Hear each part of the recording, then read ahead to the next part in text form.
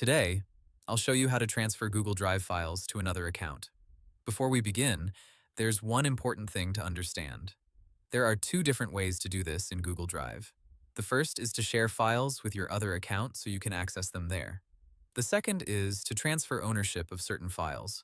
Google says ownership transfer is possible for files you already shared with the other person, but there are limits. For example, with work or school accounts. Ownership can only be transferred inside the same organization, and for moving everything from one account to another, Google points to downloading your data as another option. The easiest method for most people is to start by sharing the files with the second Google account. Open Google Drive on a computer, select the file or folder, click Share, and enter the email address of the other account. Then choose the level of access you want, such as Viewer, Commenter, or Editor, and click Send. Google's official Drive help shows these as the normal sharing steps for both files and folders. Now, if your goal is simply to use those files from the new account, sharing may be all you need. Google specifically says that sharing personal Drive files with your new account is often faster than a full migration, and it lets you access the files from either account. This is especially useful if you're moving from one Google account to another, but still want to keep the original files available.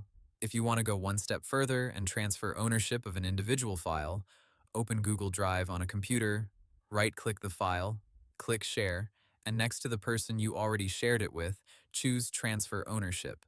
Google says the other person is notified by email, and once they accept, they become the owner and you are downgraded to editor. But there's an important limit here. When you transfer ownership of a folder, Google says you still own the files inside that folder. So folder ownership and file ownership are not exactly the same thing. If you are moving a large number of files between accounts and ownership transfer is not available, Google says another option is to download your Google data and move it to the other account manually.